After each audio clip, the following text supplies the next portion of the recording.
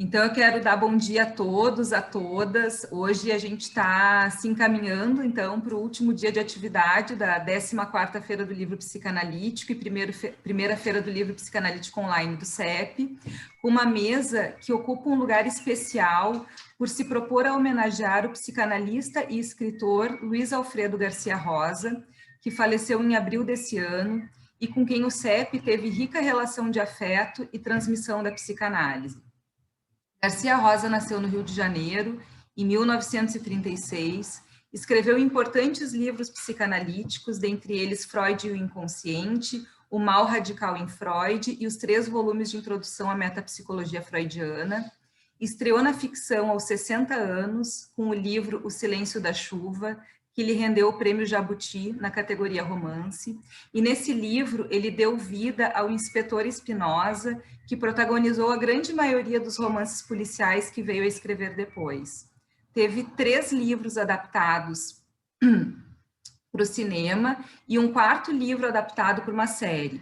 Garcia Rosa esteve no CEP, coordenando um ciclo de estudos sobre metapsicologia de 1995 a 98, e em 2002 retornou para participar da jornada científica e também da 5ª edição da Feira do Livro Psicanalítico.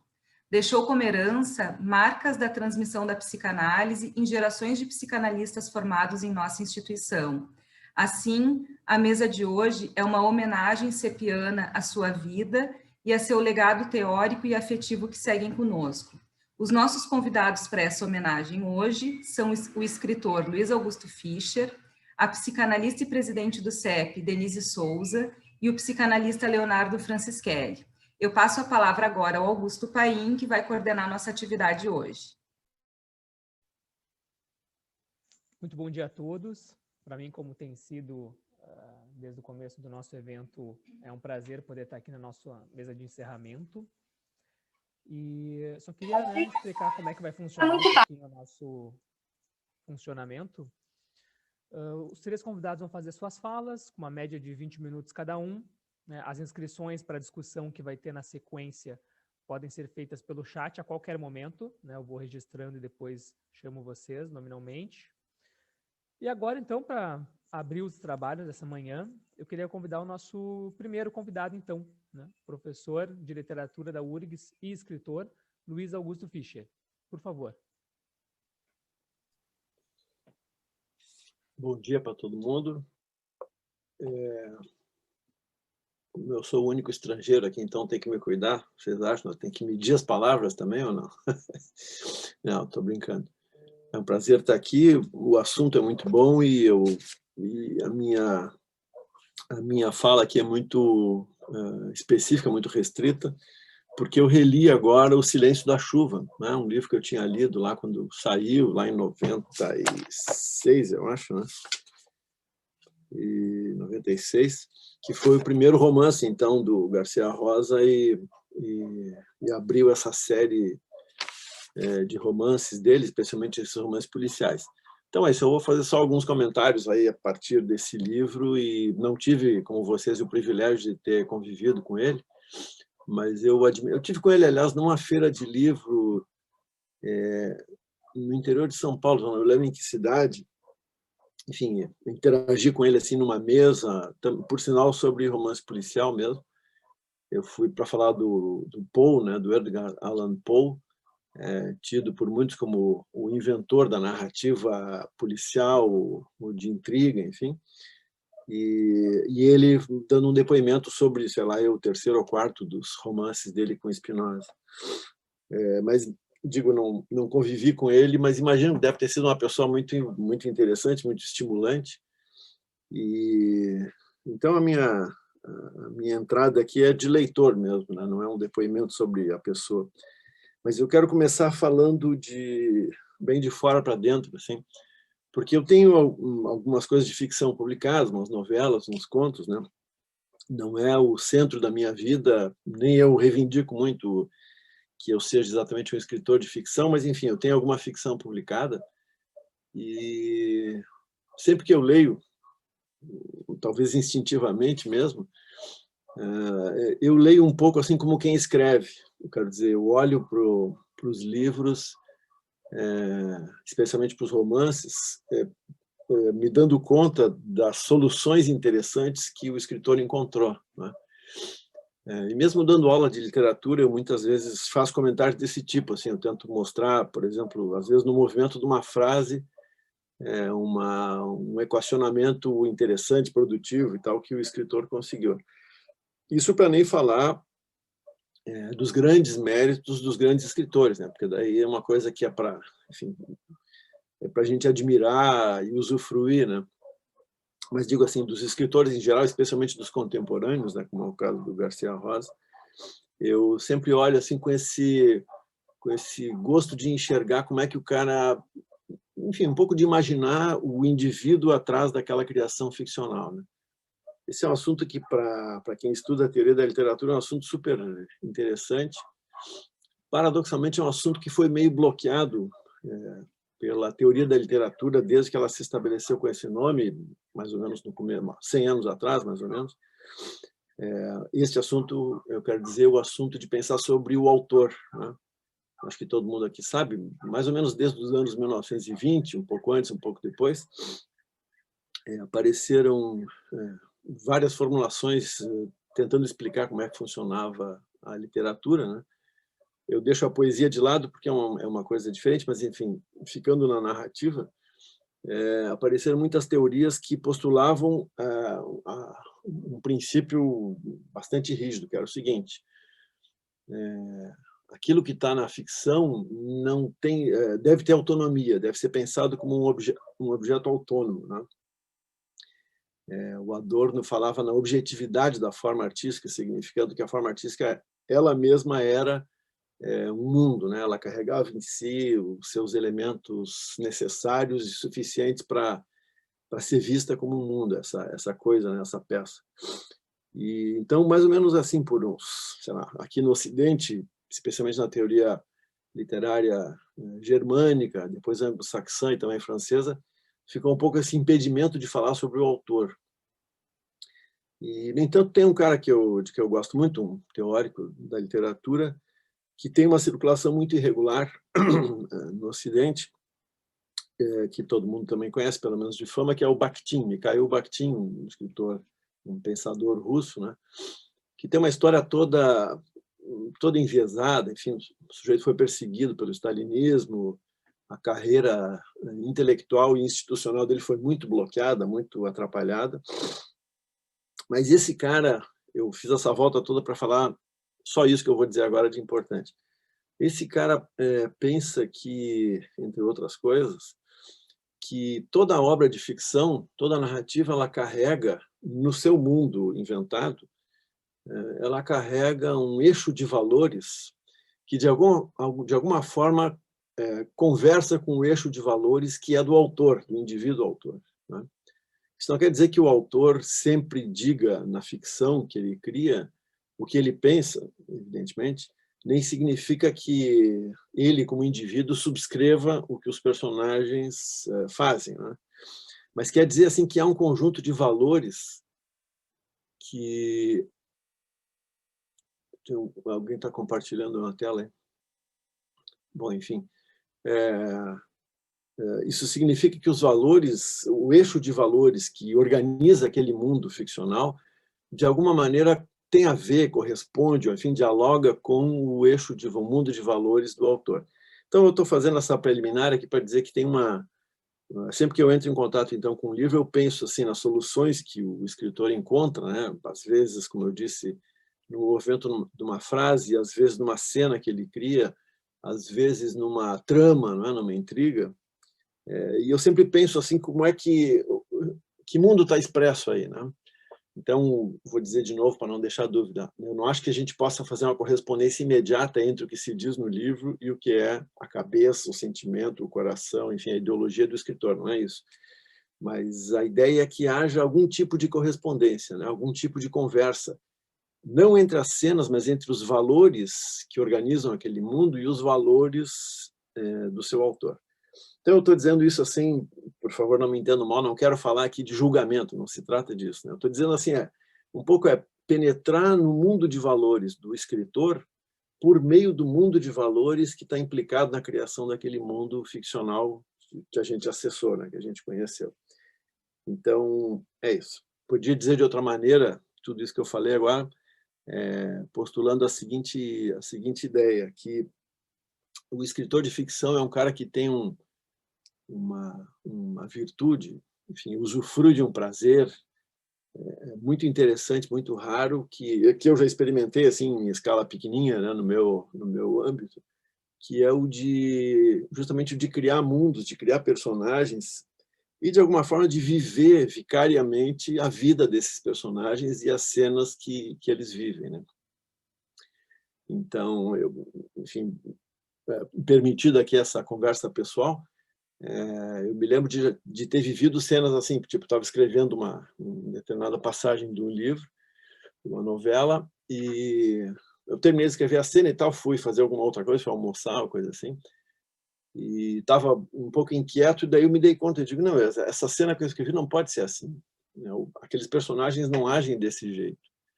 É como se eu não tivesse respeitado a autonomia daqueles personagens que, por sua vez, correspondiam a criações minhas mesmo, de certa forma, né?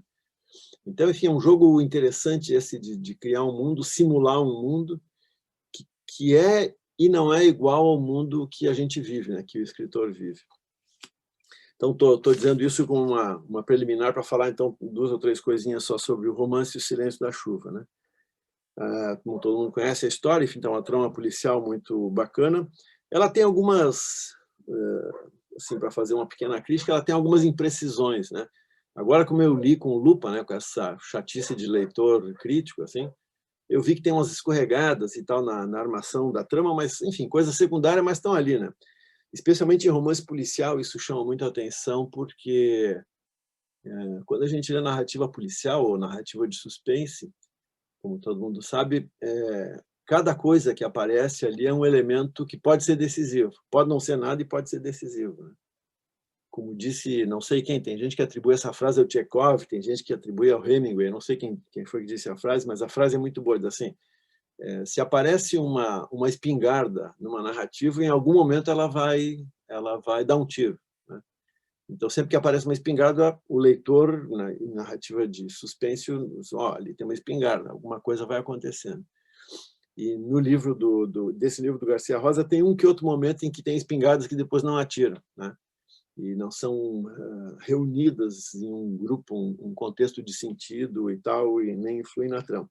Mas, como eu disse, isso é bem secundário. O que mais me chama a atenção, agora falando mais genericamente, é que o romance ele tem uns 3 ou 4 triângulos amorosos superpostos, né? Que é um negócio que é muito legal como criação. Bom, enfim, não preciso falar para vocês, né, que manjam desse assunto intimamente, mas, enfim, triângulos amorosos são um elemento de movimentação de trama assim, de altíssimo rendimento, né? E no centro de 2 desses triângulos amorosos está o espinho, 2 ou 3, dependendo de como a gente leia, né? Então, uma das coisas que me chamou a atenção foi essa, assim,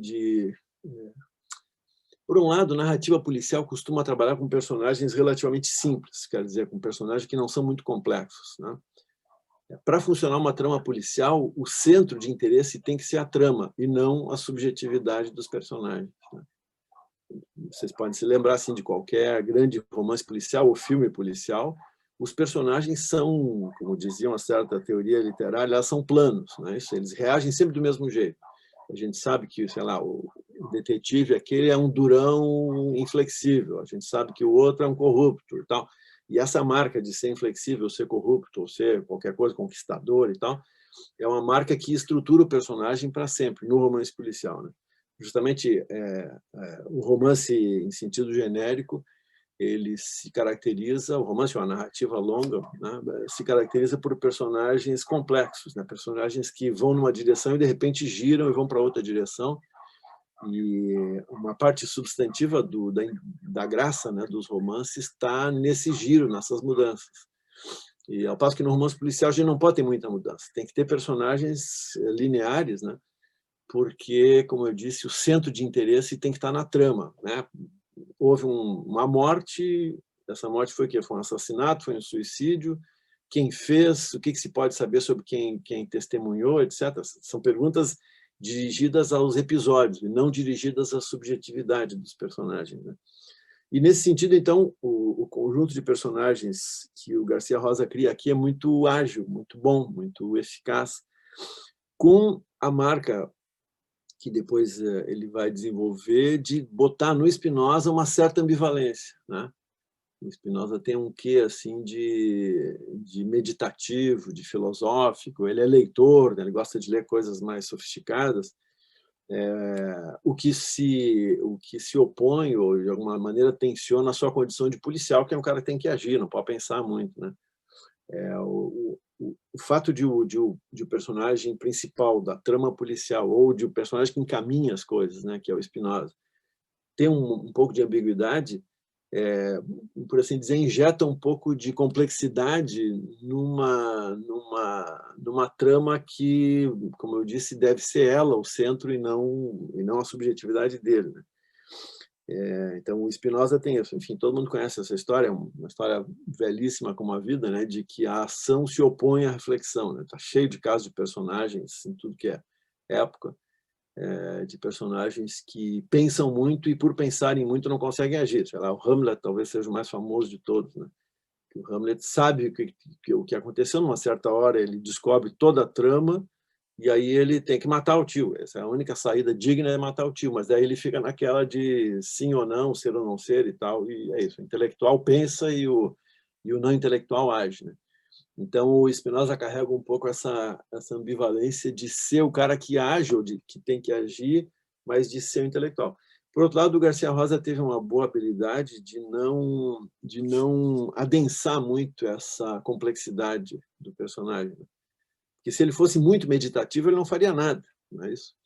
Onde é que a gente enxerga a ambiguidade dele? Na relação com as duas mulheres-chave, né, da vida dele, que aparecem no romance, né? A Bia, né, a esposa do suicida, e a outra que se chama Alba, que é aquela geração saúde, aquela que é dona da academia, não sei o que e tal.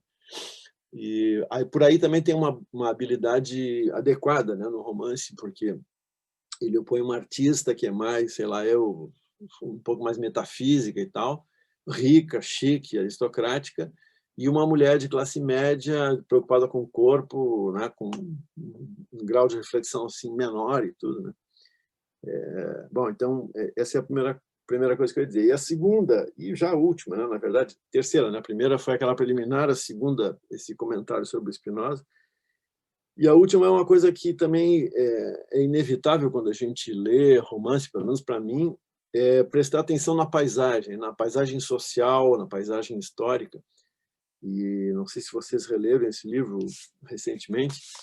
É impressionante ver como a gente mudou, o Brasil mudou e o mundo mudou, né? Em coisas absolutamente triviais, né? Por exemplo, aqui na trama, o livro é de 96, então um quarto de século atrás quase, né? 24 anos. Então, para descrever movimento na rua, ele fala de cinema de rua, tem tumulto em lojas de discos, né? A secretária eletrônica é o equipamento mais moderno que tem ali, né? Ele deixa recado, ouve recado e tal na secretária eletrônica. O fax é um instrumento de comunicação decisivo nessa história. Bom, quando ele tem que telefonar, ele tem que ir até um telefone público, né? Porque não existe celular ainda. Aliás, já existia nessa época, mas não era comum, era muito raro. Eu até me lembrei, não sei se vocês se lembram, eu me lembro a primeira vez que eu falei num celular foi numa feira do livro, por sinal. Foi lá por 93, 94, porque a feira do livro, a direção da feira alugou uma linha. Lembra alguns aqui vão lembrar daquele telefonão, o primeiro telefone de celular, que era um tamanho de uma caixa de sapato, assim, mais ou menos. E o cara que era o presidente da Câmara na época, o Júlio, ele estava falando assim no meio da praça com aquele celular, no meio da praça, literalmente, assim, olhando para os lados. E eu achei aquilo a coisa mais ridícula do mundo. Eu digo, tá, o cara tá de palhaçada, né? Porque não tem fio nenhum e o cara tá falando com alguém ali. E aí ele me disse, não, telefone, experimenta aqui. Aí eu telefonei para alguém, assim, por convite dele. E eu me senti, sei lá, nos Jetsons, mais ou menos, né? naquele filmezinho, aquele desenho animado futurista, né?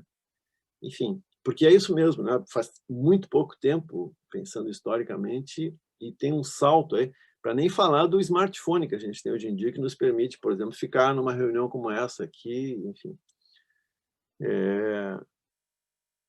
A outra coisa notável que tem é que o personagem compra os jornais para saber o que saiu, o que a opinião pública vai ficar sabendo dos episódios que vão se sucedendo, né? Comprar jornais em papel em banca, né? Também é um negócio que já não tem mais. E a outra, enfim, tem outras coisas, né? Por exemplo, tênis importado é um símbolo de status social notável aqui, né? É isso, era um mundo anterior ao nosso. Por outro lado, era um mundo muito menos violento, né? Não sei se alguém hoje escreveria um livro botando um personagem como Spinoza sentado na Praça Mauá, tranquilamente, assim, a qualquer hora do dia ou da noite, e meditando, pensando na vida e olhando o mar, né? Então tem um pouco essa sensação de que, como diz um amigo meu, todo filme é de época, né? Assim como todo livro é de época, né? Ele sempre registra imperceptivelmente coisas que com o tempo vão ficar estranhas. E aqui eu acho que tem esse caso, né? Quer dizer, ao mesmo tempo que a gente acompanha uma trama verossímil para os nossos dias, né? Enfim, um executivo se mata, questões de seguro, não sei o quê, e por aí, a partir daí se desenvolve uma trama de busca de culpados ou tal, e outros crimes acessórios. Ao mesmo tempo, então, que isso seria reproduzível hoje, o cenário social seria completamente outro, né? A gente estaria falando de outro mundo, de outro grau de velocidade nas comunicações e na divulgação de informações, e por aí adiante, né? E, bom, finalmente, a última coisa é a sensação de que nessa paisagem social tem um registro sobre a estratificação social brasileira, que hoje também acho que não seria feito o registro do mesmo jeito, né? Porque os pobres, os de baixo, os miseráveis, enfim, ou os periféricos, enfim, que nome se queira dar, hoje em dia eles estão muito mais na ordem do dia das classes confortáveis, como nós aqui, do que jamais estiveram, né? Seja por causa de um grau de banalização da violência social assim maior, seja por um motivo bom, né, que é da tomada da palavra por parte dos periféricos e assim por diante, né? Todo esse debate que tem hoje em dia sobre, sei lá, representatividade e tal, ele impõe pautas que 25 anos atrás simplesmente não eram nem pensadas, né? O fato de a gente ter, por exemplo, hoje na feira como patrono Jefferson Tenório, que é negro e discute as questões da negritude explicitamente no seu romance, e em grandes romances, especialmente esse terceiro romance dele é muito bom. Esse fato é uma novidade absurda, assim, considerado o mundo social que o Garcia Rosa plasmou aqui nesse romance, né? Nós estamos vivendo um outro tempo, né? Bom, é isso, eu falei um pouquinho aqui tentando fazer 3 ou 4 ponderações e agora me calo para ouvir vocês, tá bom? Obrigado. Muito obrigado pelas palavras, Fischer. Eu convido agora a nossa segunda convidada de hoje, Denise Martinez Souza, psicóloga, psicanalista, presidente e membro pleno do Centro de Estudos Psicanalíticos de Porto Alegre e past president da Federação Latino-Americana de Psicoterapia Psicanalítica e Psicanálise, FLAPSIP. Denise, por favor. Um bom dia a todos e a todas. É uma grande satisfação e uma honra estar aqui nessa mesa que se propõe homenagear uma pessoa que nos é tão querida como o Garcia Rosa. Eu tomei a liberdade de fazer um PowerPoint para apresentar aqui, inclusive com a minha fala, para que se possa acompanhar de uma forma melhor, porque eu sabia que teríamos colegas da FLAPSIP de língua hispânica e que talvez, podendo acompanhar junto da minha leitura o que está escrito, talvez favorecesse. Então, eu vou compartilhar aqui a minha tela para a gente poder iniciar.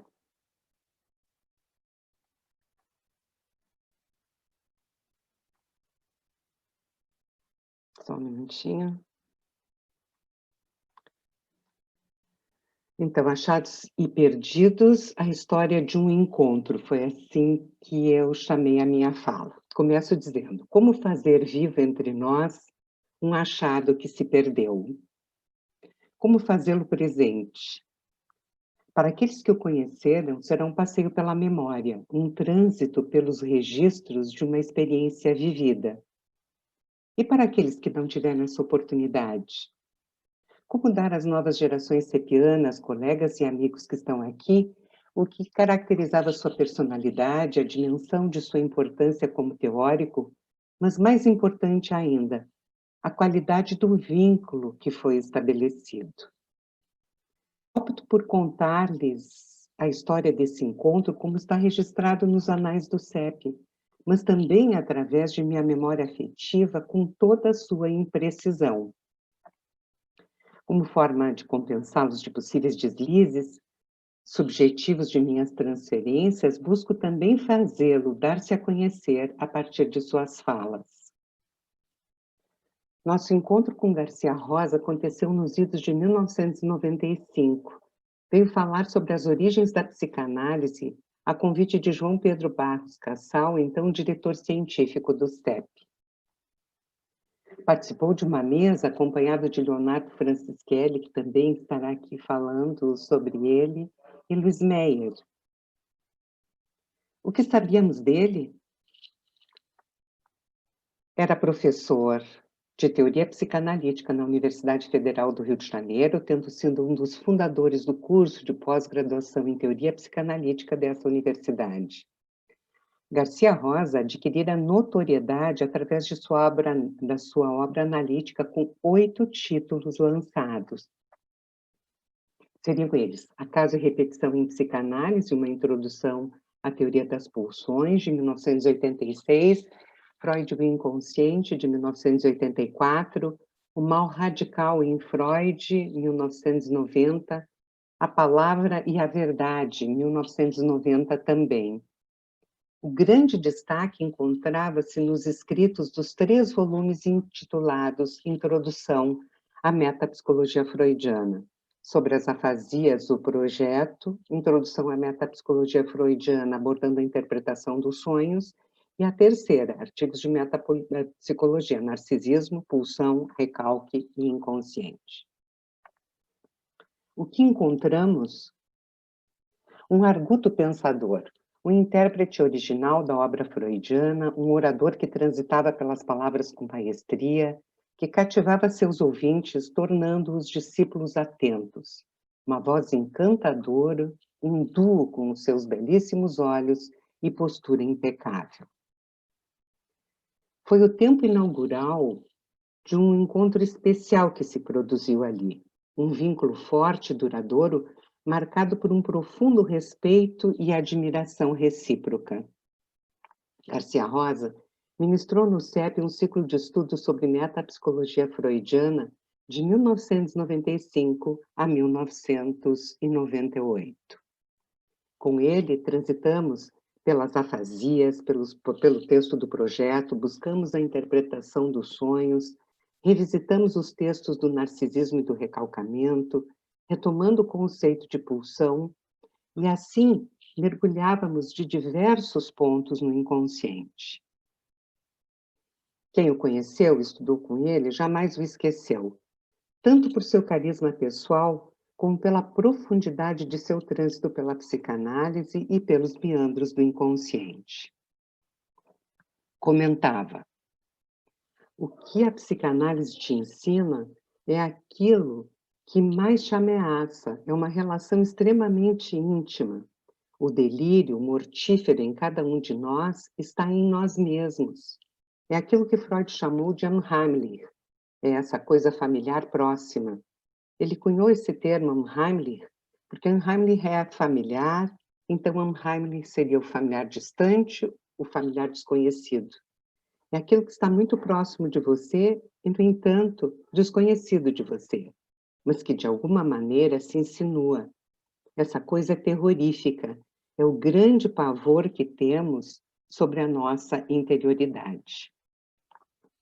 Dessas coincidências inexplicáveis, foi justamente em 1995 que Garcia Rosa iniciava uma mudança importante, por que não dizer radical, em sua vida. Viria a desligar-se de suas funções acadêmicas pelo desejo de dedicar-se à literatura ficcional. Ele contava: eu fui professor da Universidade Federal do Rio de Janeiro durante quase 35 anos e fiz tudo o que eu queria como professor. Eu fui professor de graduação, de pós, eu criei um programa de pós-graduação em teoria psicanalítica com mestrado e doutorado. Então, o que aconteceria daqui para frente? Seria tocar esses programas, talvez escrever mais um livro, além dos que eu já escrevi de teoria psicanalítica, de filosofia, e esperar a aposentadoria compulsória aos 70 anos de idade. Eu não queria esse projeto de outono da vida. Eu queria uma coisa mais criativa. Então me desliguei da universidade, como tinha um desejo antigo de escrever ficção, particularmente ficção policial, me dei conta que teria que mergulhar nisso de cabeça, ou viraria escritor de fim de semana, tentando conciliar a universidade com a escrita. Então resolvi largar tudo, fazer um corte radical e enveredar pela ficção policial. Em 1996, estreia no gênero policial com o livro Silêncio da Chuva, vindo a receber o Prêmio Nestlé de Literatura em 96 e Prêmio Jabuti no ano seguinte na categoria romance. Diz ele, me surpreendi bastante, até porque foi o primeiro livro. Eu sequer sabia se tinha feito um trabalho de qualidade. Pouco depois de o livro ter saído, em 96, ele recebe a indicação para concorrer ao Nestlé e eu achei isso muito gentil. Achei simpático, mas que ficaria por aí. Quando eu tive a notícia de que tinha sido premiado, foi uma alegria danada e, ao mesmo tempo, uma força para continuar, porque era uma prova do reconhecimento pelos meus pares. Logo depois veio o Jabuti, que eu sempre achei um prêmio muito tradicional e respeitado.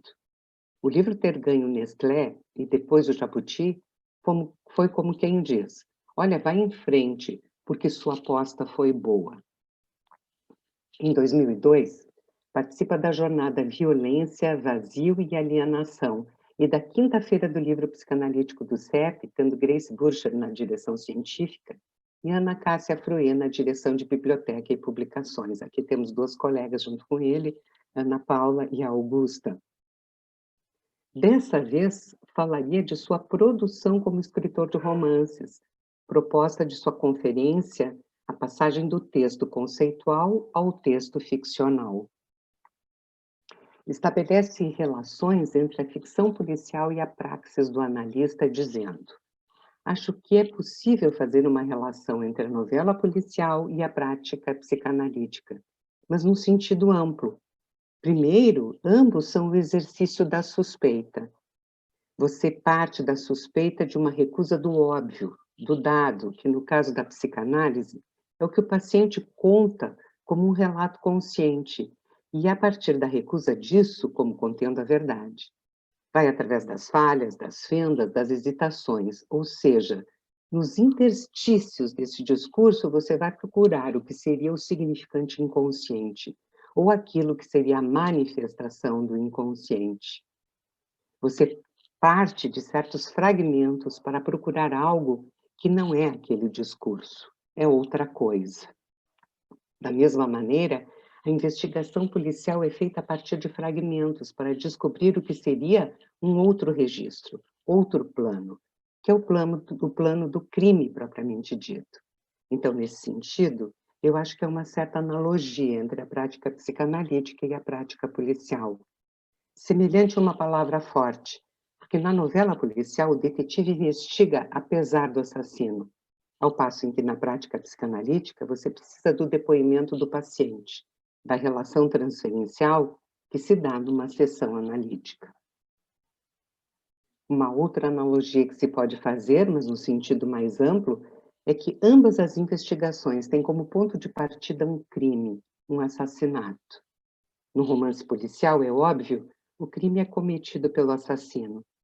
Na psicanálise, os dois acontecimentos primordiais são assassinatos, são parricídios. O Édipo é o assassino do pai, da ordem primordial. Aí seria uma articulação mais ampla, mais profunda, talvez. Mas só isso. Eu não iria além nessa comparação. Sobre o detetive e o analista, faz a seguinte analogia. O detetive investiga sem a cooperação do investigado, ao passo que em análise se dá necessariamente na presença e com a cooperação do analisado. Então, isso marca uma diferença muito grande entre o que seria uma investigação psicanalítica e uma investigação policial. Não poderia deixar de mencionar o livro Inspiração para o tema dessa mesa, Achados e Perdidos. Resgato que Garcia Rosa contou em entrevista para a Biblioteca Pública do Paraná sobre a inspiração de seu romance. Relata especificamente como ele constrói sua história.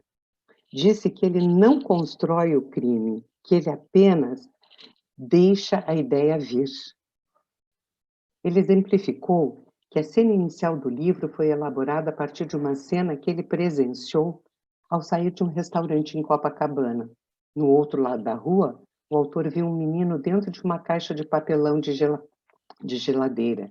E logo a seguir, ele viu um bêbado saindo do mesmo restaurante, indo na direção da caixa e esbarrando nela. Nisso, o garoto coloca a cabeça para fora para verificar o que estava acontecendo. Essa é a mesma cena que inicia o romance Achados e Perdidos.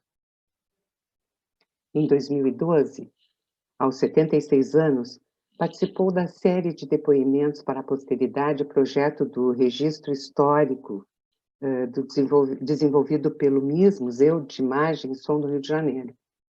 Garcia Rosa emocionou e divertiu a todos com o bem-humorado relato de sua história. Diz ele, como nessa oportunidade comentou, inclusive, sobre seu gosto pela leitura. Ele diz, lia muito gibi, assim como as histórias do Príncipe Valente e a obra de Monteiro Lobato, que comecei a ler com os 12 trabalhos de Hércules. Terminado Monteiro Lobato, morri de amores por Júlio Verne. Foram 82 livros, a obra completa que li e reli. Raymond Chandler, escritor norte-americano de romances policiais, li quando era adolescente, antes de servir o exército. Relata que durante o serviço militar parecia estranho a todos que, em seu tempo vago, lesse Dickens e Freud. Acho que eles me achavam doido, contava divertido. Luiz Alfredo falava convicto. Eu escrevo ficção, mas sou professor. Vivo dos meus pensamentos. Eu Sou Professor é o livro autobiográfico que ele e a esposa viriam a iniciar juntos e que a internação dele, por seu estado de saúde, fez com que a Lívia Garcia Rosa seguisse sozinha.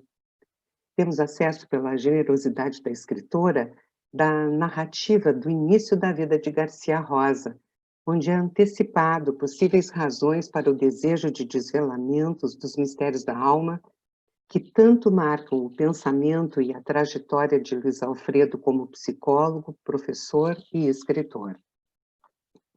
O trecho inicial do livro começa assim. Na primavera de 36, nascem os gêmeos prematuros e univitelinos Luiz e Alfredo, no Rio de Janeiro, que ainda era a capital da República. Era uma época de poucos recursos na medicina no que dizia respeito a atendimentos a prematuros. Uma delas é a temperatura corporal. Na falta de incubadora, o pai dos meninos teve a ideia de encher garrafas de vidro com água quente, envolvidas em panos, para contornar os berços e aquecer os filhos. Eles eram tão pequenos que o enxoval permaneceu nas gavetas. Foram vestidas com as roupas do boneco de uma prima. Passado 2 meses, apesar de toda a dedicação, só um deles vinga. Os pais, então, juntaram os nomes no sobrevivente de apenas 1 quilo. Diziam que ele cabia numa caixa de sapato. Terá sido Luiz ou Alfredo que morreu? questão que permaneceu fantasmática para Luiz Alfredo. Cedo a vida fez um buraco nele. Ele porta esse espanto, essa interrogação calada, o enigma que mais tarde ele vai perseguir nos romances policiais. Já comentei anteriormente que tenho absoluta convicção, advinda de meus estudos, principalmente no que diz respeito à criatividade humana, que existe uma combinação de experiências primordiais que acarretam uma sensibilidade diferenciada, uma captação e percepção inconsciente singular e mais desenvolvida naquelas pessoas que têm, nas suas experiências primárias, uma vivência precoce de morte. E, junto, um superinvestimento de libido e desejo materno, tendo como resultado um núcleo criativo diferenciado. Grandes criadores tiveram na origem de sua vida essa conjunção, Dalí, Picasso, Frida Kahlo, para citar alguns. Garcia Rosa, com certeza, estará sempre em muito boa companhia. Voltando à história de Garcia Rosa com o CEP, devemos retomar a entrevista concedida em 2004 à colega Carolina Rola, no Rio de Janeiro, por ocasião dos 20 anos do CEP, publicado em nosso boletim do mesmo ano. Importante relembrar suas palavras quando fala do seu vínculo conosco. Diz ele: a minha trajetória no CEP foi um caso de amor, paixão à primeira vista.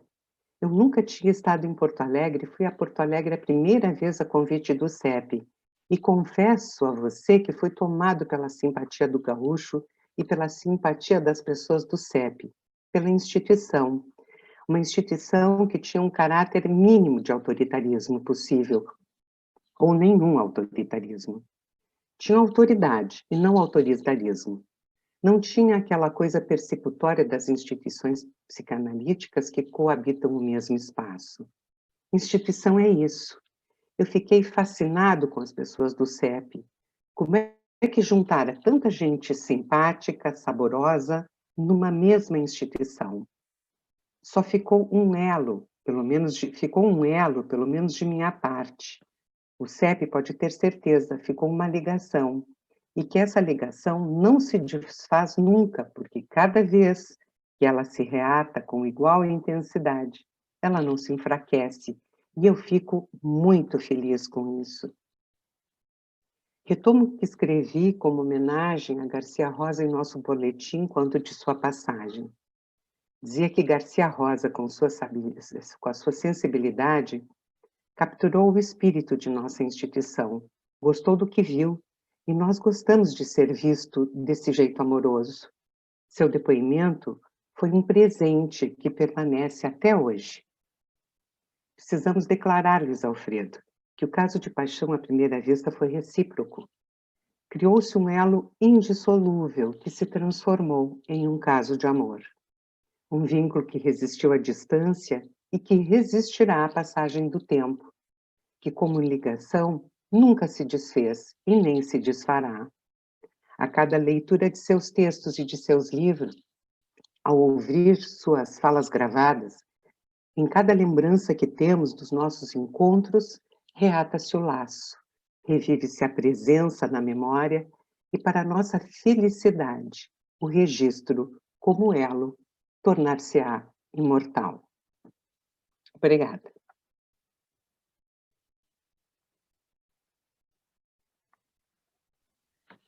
Muito obrigado, Denise.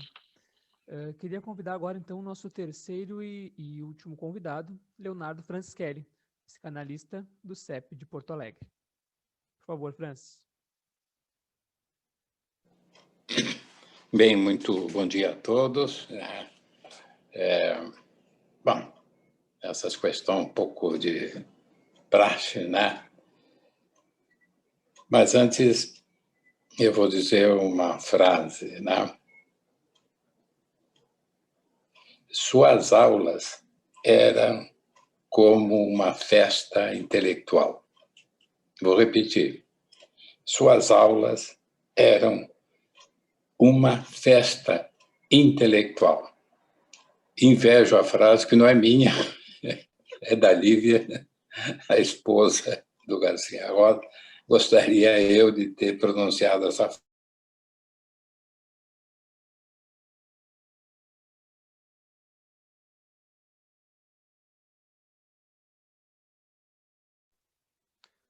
Francis, nós não estamos te escutando. Tu compartilhaste a tua tela com a gente, mas o teu áudio caiu.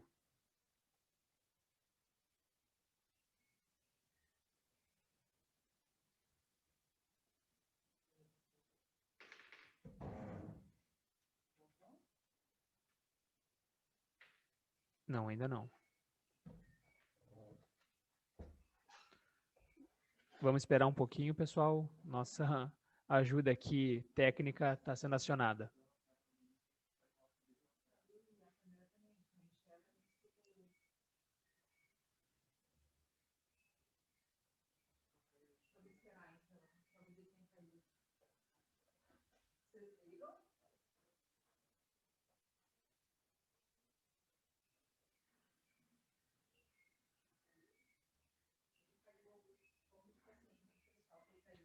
Gente, Franciele caiu aqui da nossa chamada, do nosso evento. Vamos esperar uns minutinhos, estamos ligando para ele.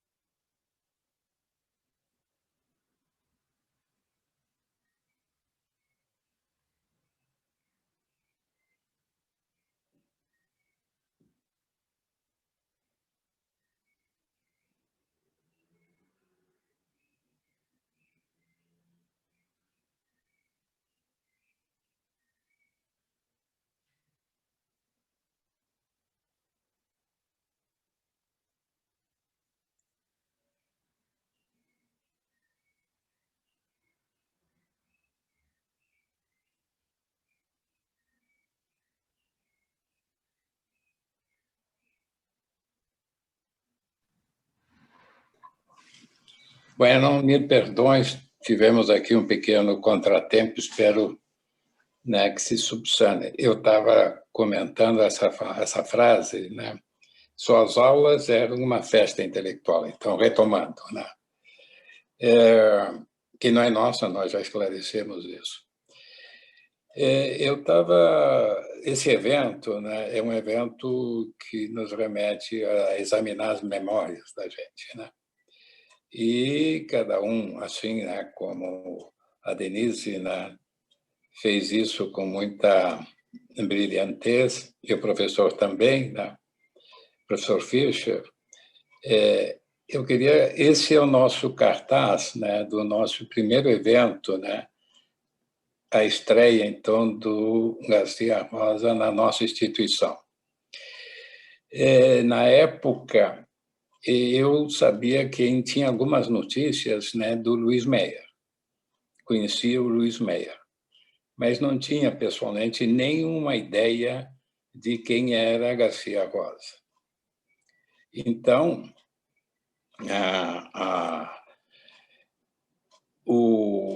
o Meyer, eu tinha alguma relação com ele, né, porque ele tinha uma posição que eu achava muito interessante, que ele era, assim, ele tinha uma posição muito pessoal, essa famosa e obsoleta análise didática, né? Esse nome, pelo mínimo, né?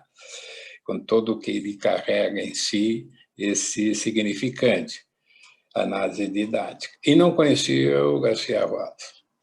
Então, eu entrei na sala, né, onde ia se realizar esse primeiro evento, e quando o Garcia Rosa começou a falar, eu digo, houve, talvez, como esse belo depoimento que a Denise leu para nós, do seu amor, o amor do Garcia Rosa para com a instituição CEP, penso que houve também um flechaço, como se diz, né? Quando eu vi esse homem falar, né, pela primeira vez, digo, de onde é que saiu esse homem? Aí eu estava falando um dia desses, né, com o Barros Casal, o João Pedro, porque eu até pensava, né, que era o João Pedro que tinha que estar aqui no meu lugar, né, não era eu. Digo, como é que foi a descoberta desse homem? Então, ele me disse que, na sua comissão, nessa época, o Barros Casal era nosso diretor científico, e ele disse que tinha uma colega na comissão dele, que ele me deu o nome dessa colega, que, se eu não me falo a memória, é Ana Maria Contier, que falou para ele o Garcia Rosa. Tinha algumas ideias. Bom, então, o Garcia Rosa apareceu, né? Entrou nessa mesa compartilhada, né, com o Luiz Meyer, né? E foi a porta de entrada, né, do nosso querido Garcia Rosa. A partir de aí, foi exatamente, creio, né, mais essa brilhante síntese que fez a nossa presidente da presença do Garcia Rosa. E tinha uma coisa muito interessante que nos enchia de orgulho, né? Era que muitas outras instituições, né, que à medida que se foi descobrindo, né, o valor do Garcia Rosa como pessoa, né, como professor, como pensador, muitas outras instituições passaram a convidá-lo. Ele não aceitava nenhum convite, ele só trabalhou com a nossa instituição aqui no Rio Grande do Sul. Penso que isso é um atestado, né, disso que a Denise acabou de ler para a gente, né, desse depoimento de amor que ele fez à nossa instituição, a ligação que ele fez com a gente. Depois seguiram outros colegas, e penso que talvez a Ana Paula, né, seguiu não, depois da gente foi acho que foi o Marcílio. Nesse momento, a Ana Paula era diretora de biblioteca da nossa instituição, mas a Ana Paula foi a que tocou depois, estreitou ainda mais, penso eu, né? Talvez a minha memória deixe algumas pessoas de lado, né? Porque, ao pensar fazer essa memória Garcia Rosa, me parece que foi algo dos mais bem pensados da instituição, né? Da nossa instituição, agora 25 anos depois, né, da primeira presença aqui em Porto Alegre dele. Teve algumas outras histórias, né? Penso que o Lourdes e eu, em algum momento, fomos falar com ele no Rio também. Se o Lourdes estiver aí, poderia também ele prestar um documento, mas talvez o Lore esteja muito culpado, né, porque ele acaba se transformar avô da Lívia, né, a menina que acaba de nascer. Então, não sei se ele está aqui conosco hoje, ele está muito culpado aí com essa tarefa de avô da Lívia. Mas fomos lá conversar com ele, né, para acertar algumas outras questões. Outra vez eu estive no Rio falando com ele, né? E ele me convidou para almoçar numa cantina que fica numa travessa, né, que comunica, né, a Nossa Senhora de Copacabana com a Avenida Atlântida. Me parece que o nome é Cantina. E esse cara era muito conhecido, né? Todo o pessoal do restaurante conhecia o Garcia Rosa. Aí fui olhar no cardápio, né? Tinha um prato em nome do Garcia Rosa. Então, esse era o Garcia Rosa, né? Parece que é onde ele chegava, né, com a sua simpatia, com a sua capacidade de transmitir, com o seu vasto conhecimento filosófico, literário e psicanálise, e, ao mesmo tempo, né, uma simplicidade, uma aproximação com todos, não distinguia ninguém, né?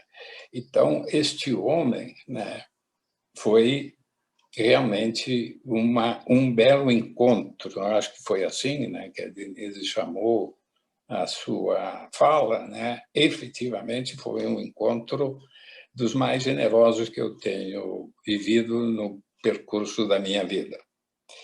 Por outro lado, eu queria fazer um comentário que me chamou a atenção do professor Fischer, quando ele quis examinar a personalidade, né, do Spinoza. Professor, eu escutei uma fala do Garcia Rosa, né, como é que, quando tudo isso, né, que a Denise contou para a gente, ele que deixou a universidade e ele queria fazer ficção, ele contou como é que ele diz, bom, eu vou fazer isso, então, não sei o que vai dar, mas eu vou fazer isso, mas eu preciso de um detetive, né? Eu tenho que ter um detetive, o policial é o primeiro que tem. Ele falou que era um leitor entusiasta, né, das novelas policiais, como falou aqui o professor, do Edgar Allan Poe, né, toda a coleção de Sherlock, de Chandler, como chamou também, acho que é Chandler, né, o escritor esse, além de toda uma... Ele também comentou nessas conversas como é que ele foi armando a sua biblioteca, né, para chegar a quase 10 mil volumes na sua biblioteca. Tinha outra coisa, né? Em casa, quem escrevia era a mulher, a Lívia, né? Ele tinha um escritório, um apartamento, né? Então ele só escrevia lá no seu escritório, né? Em casa, quem escrevia era a Lívia. Eles não tiveram filhos, os filhos são todos os livros, né? A Lívia tinha 2 meninas quando eles... E o Garcia tinha um menino, né? Mas, então, filhos próprios, a Lívia e o Garcia Rosa não tiveram, a não ser seus livros, né? São uns quantos filhos. Mas, quando o professor estava comentando, me lembrei que ele disse que ele pensou, então, Spinoza, que é o nome do filósofo que ele conhecia muito, né? O Spinoza, filósofo, né? E ele fechou de cara com o Spinoza porque disse que o Spinoza tinha um caráter inviolável, né? Era incorruptível, ele tinha sido proibido, né, tanto pelo mundo judaico, né, como pelo mundo católico, porque ele simplesmente nunca deixou de dizer a verdade. Então,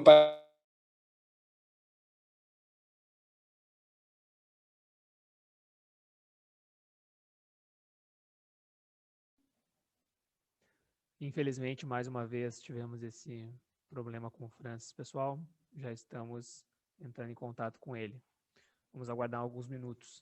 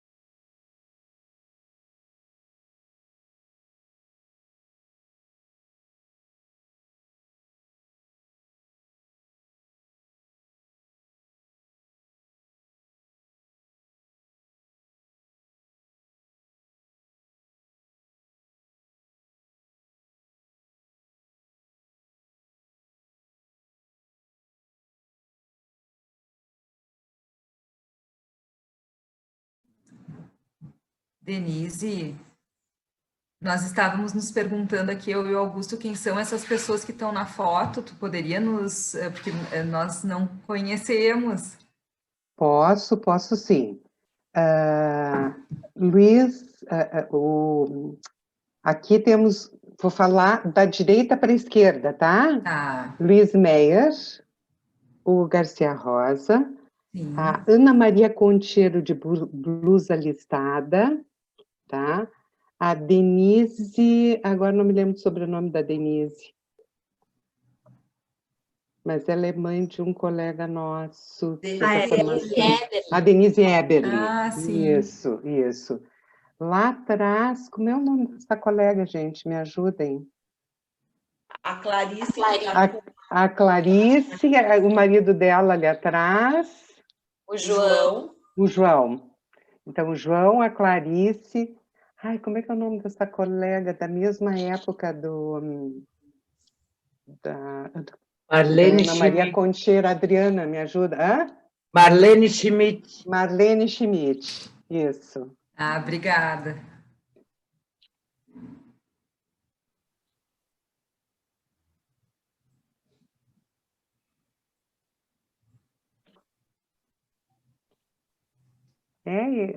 Esse grupo foi um dos primeiros que faziam parte da comissão científica, na época que o Cassal era o diretor científico, que foi quem trouxe o Luiz Alfredo, e quem era o presidente do CEP nessa época era o Francisquelli. Uhum. E naquela outra foto da mesa, que está o Francisquelli, Luiz Meyer, o Luiz Alfredo e a Denise Eberle estava secretariando a mesa. Na outra foto que eu mostrei, estava a Ana Paula, eu cheguei a mencionar, e a Augusta.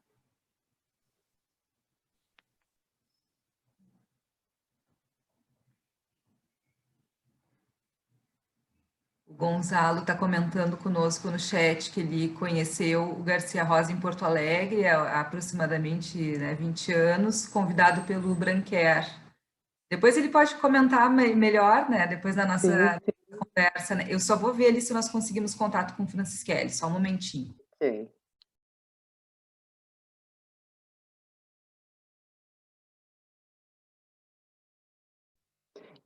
Eu vou comentando algumas coisas assim, enquanto o Francisquelli não vem. Claro, por favor, né? Denise. Sabe, é muito interessante porque eu fui pesquisar, enfim, fui me inteirar e me atualizar de muitas questões, né, sobre o Garcia Rosa, escritor, né, de ficção, e é muito interessante porque ele diz, né, que ele se percebia em todos os seus personagens, não só no Inspetor Espinosa, mas em cada personagem que ele cunhava, ele sentia a presença dele, né? Inclusive nos personagens femininos. E ele relatava que ele nunca procurou criar um estereótipo, né, de um personagem. Ele nunca procurava fechar, porque todos eram fruto da sua imaginação. E como eram fruto da sua imaginação, tinham algo dele sempre presente, né?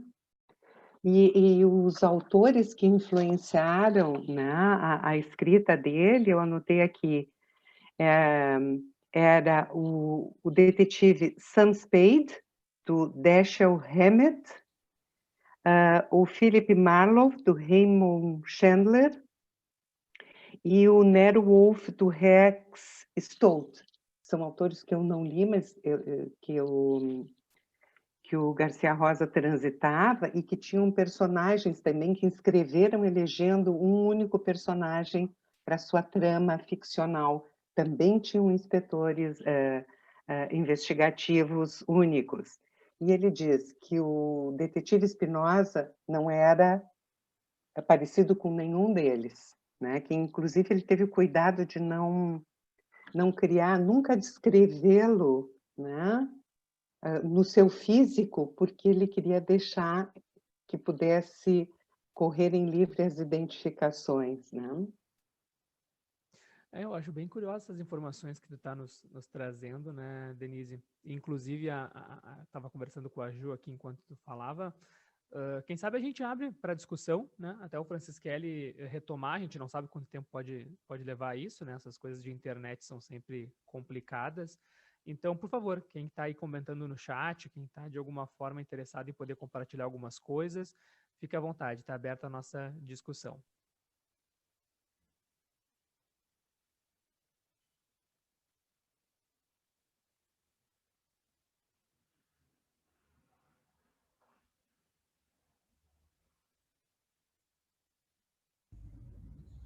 Bom, então, não sei se começamos a discussão, mas eu quero só reiterar, né, a minha emoção de ouvir essa homenagem, ouvir o professor Luiz Augusto Fischer falando sobre O Silêncio da Chuva, o romance policial inicial do Garcia Rosa, e da tomada de decisão do Garcia de fazer essa virada tão grande, né, na sua escrita.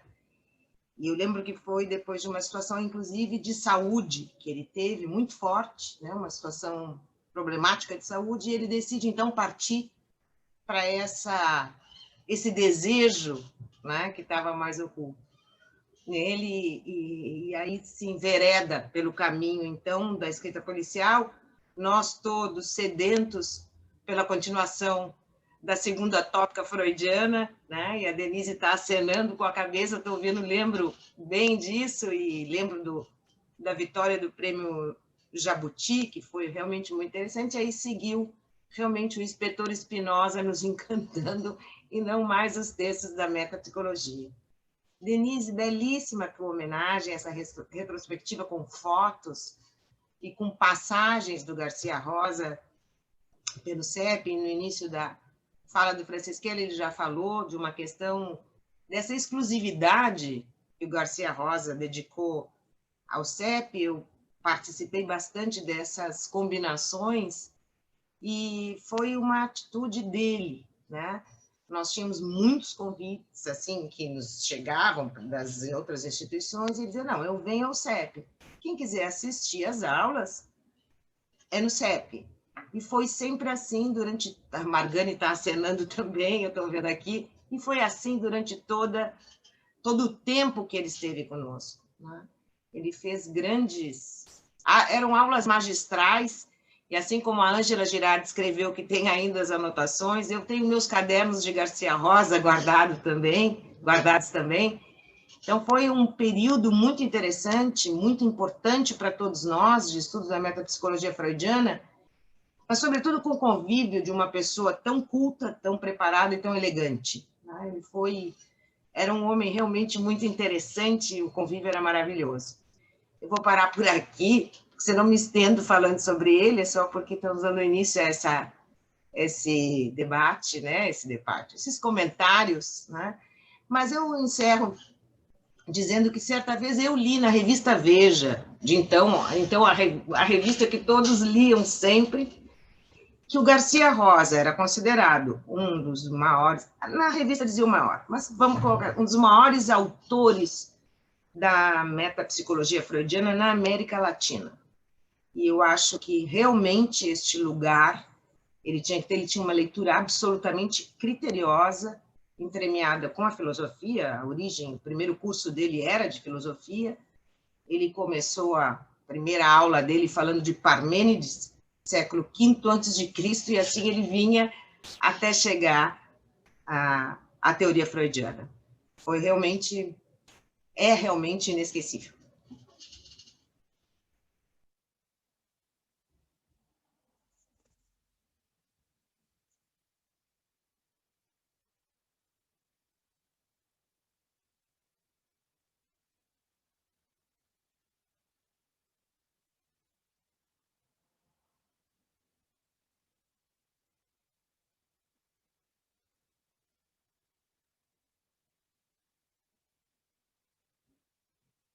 Eu vou contar, já que ninguém se inscreveu, vou falar rapidinho. Ontem eu ligava para Grace, dizer assim, Grace, que cor eram os olhos do Garcia Rosa, que eu não consigo lembrar, e que nas fotos não fica claro, porque os olhos, tem uma transferência aí, eu acho que no meu texto até deixei claro, porque ele era um homem muito interessante, como diz a Ana Paula, mas ele tinha uns olhos também, que junto com a voz e com a postura, fazia um duo, né, tão carismático, e eu fiquei... Ana Paula, que cor eram os olhos do Garcia Rosa, tu lembra? Claro que lembro, inesquecível. Eram lindíssimos olhos azuis. Era castanho esverdeado? Não, era azul escuro, ele era bronzeado, cabelo branco e olhos azuis inesquecíveis. Então, estava tangenciando certo, então. Eu acho que até sei por que não pude me lembrar que os olhos dele eram azuis. Oh, desculpem, estou voltando. Agora penso que com mais, como é que chama isso? Sustentação técnica. Apoio técnico. Desculpem, então, esse contratempo. Faz parte. Que bom que conseguiste voltar, Francis. E eu que sou um esperto nessas máquinas, né? Mas o que vocês estavam trabalhando? Vocês estavam confessando amores. Nós havíamos aberto a discussão enquanto te esperávamos, para compartilhar algumas memórias, algumas informações da vida e da história do Garcia Rosa, mas também estamos desejosos de te escutar.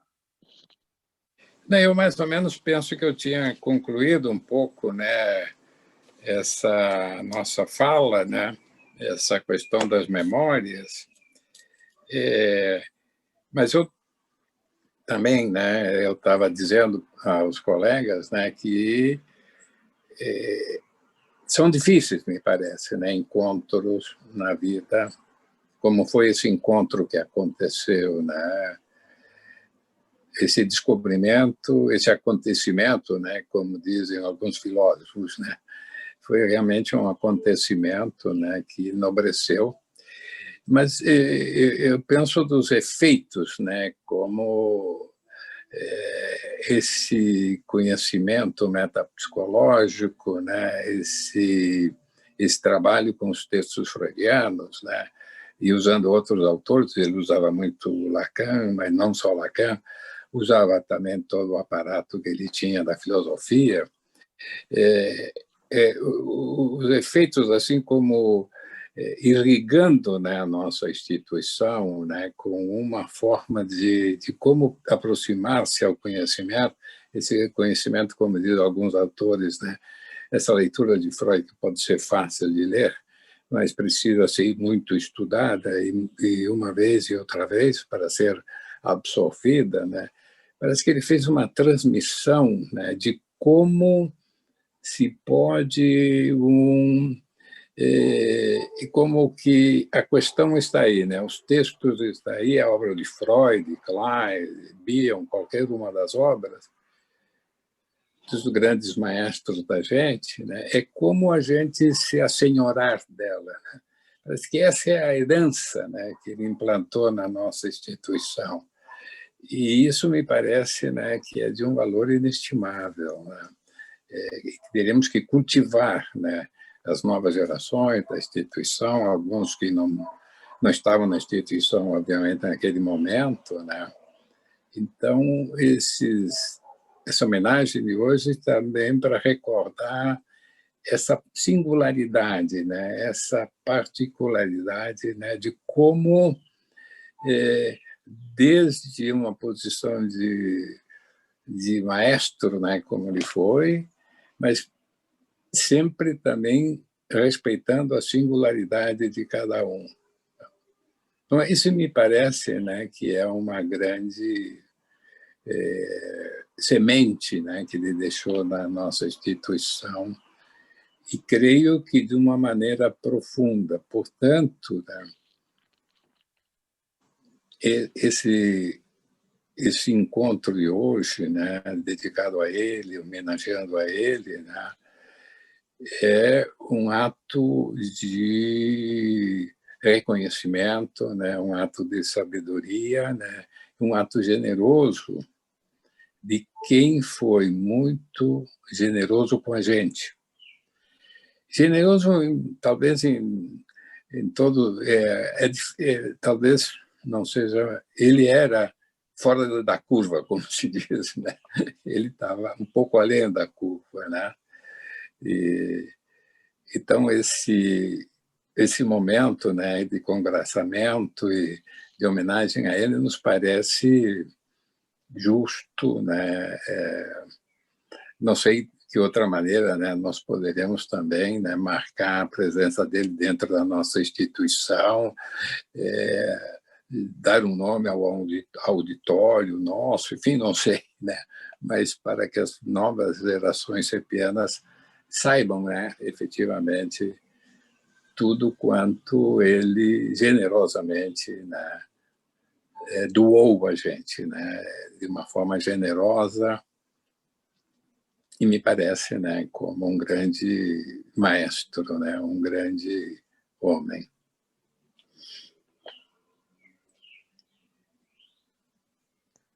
Bem, acho que como o Francis disse, não saímos do nosso debate, né? Acho que o seguimos, né? Podendo conversar. Quem quiser se inscrever pode, na verdade, apenas abrir o microfone e a sequência, o chat fica ali para as inscrições futuras, né? Gonzalo havia levantado a mão, por favor, pode abrir teu microfone e depois passa a palavra para a Luciana Firpo. Sí, buenos días. Bom Gracias, Denise y Adriana, por permitirme estar hoy día. Cuando me enteré que iba a haber un homenaje, tenía mucho interés en escuchar lo que tenían que decir. Lamentablemente pude entrar un poquito más tarde. Quiero aprovechar de saludar también muy particularmente a Ana Paula, que hacía muchos años que no la veía. La última vez creo que nos encontramos en Porto Alegre, hace muchos años atrás. Y también agradecerle porque ella fue la primera vez que yo fui a Porto Alegre. Ella fue la que me dijo que podría ser muy interesante escuchar a este señor, del que yo no había escuchado nunca hablar. Y me metí a la mesa. Uno con el portugués y el español tiene sus dificultades, pero era tan efusivo, tan entusiasta y tan enfático en su manera de presentar, que sentí que había entendido todo lo que había dicho y me resultó extremadamente interesante. Como les comentaba en el chat, ahí compré sus libros de metapsicología, siempre después, durante los años, esperando que saliera el cuarto tomo, que me parece que nunca salió, el de Pulsión de Muerte. Y como les comentaba, yo hago el seminario hace muchos años de pulsión y sexualidad, que son dos seminarios de Freud, fundamentalmente en ICHPA. Y uno de los textos que uso todos los años hasta ahora es los textos de metapsicología. Y mucho me apoyo en sus reflexiones muy sutiles sobre los comentarios que hace, por ejemplo, en la introducción del narcisismo, de la diferencia entre el yo ideal y el ideal del yo, que muchos autores se la saltan, cuesta mucho encontrar esa sutileza en el trabajo y esos guiños a Lacan.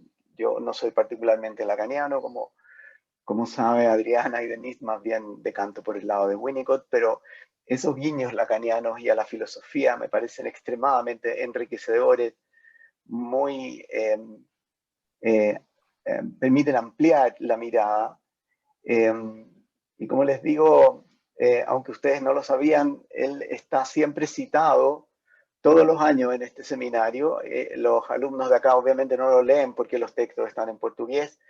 Yo una vez, hace años atrás, traté de conectarme con él, con García Rosa, para traducir los textos, pero llegué como hasta la página 40 del primer tomo y no avancé más en ese trabajo. Pero siempre lo uso y siempre tiene una mirada diferente. Nuestros referentes metapsicológicos de lectura freudiana siempre fue Guillermo Brutni, el argentino, digamos, y la mirada de García Rosa es diferente y es muy interesante porque es efectivamente diferente y permite discutir de diferentes maneras. Así que, bueno, eso, muchas gracias y un homenaje al profesor. Un gusto estar con ustedes.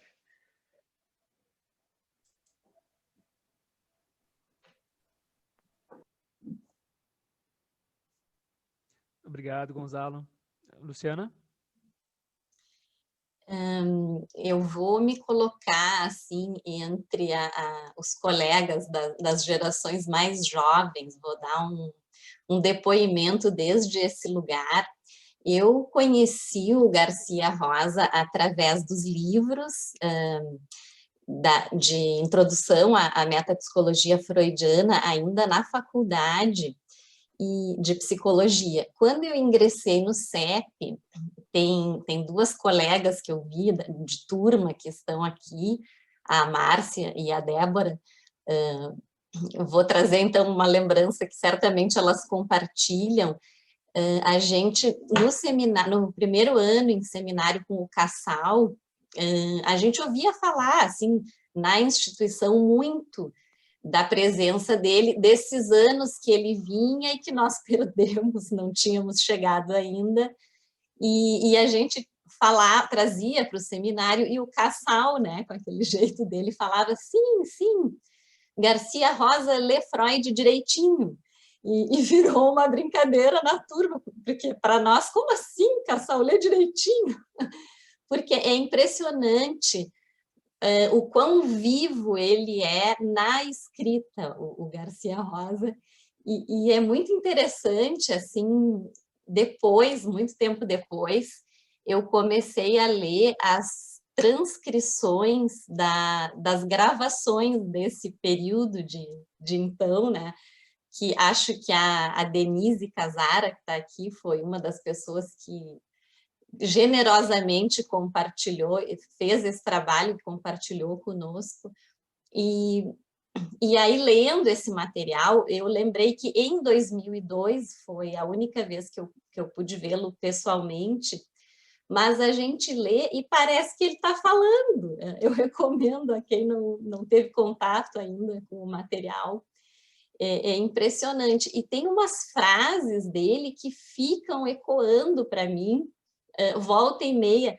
Por exemplo, ontem, na mesa de ontem à noite, se discutia um pouco do Estatuto da Verdade, do símbolo, e aí eu lembrei de uma frase dele que eu gosto muito, assim, que eu acho de um alto valor simbólico, que ele diz assim, no enigma, verdade e engano não são excludentes, mas complementares. E, enfim, né, uma associação assim que me ocorreu.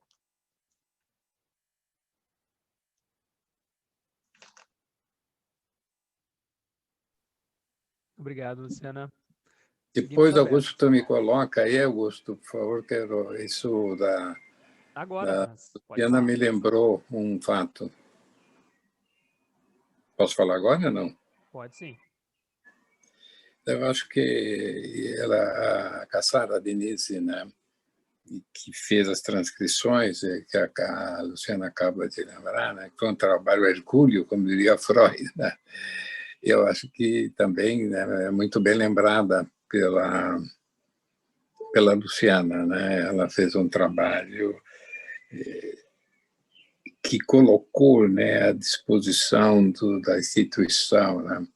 E mais recentemente parece que a Ivete também vem fazendo esse trabalho, né, recuperando algumas fitas que ainda estão por aí pela instituição, né, para que elas possam circular aí, né, porque é um capital que não pode ficar imobilizado, né. Nós temos colocado em circulação, né? E a Denise fez um trabalho extraordinário, né, muito bem lembrado pela Luciana.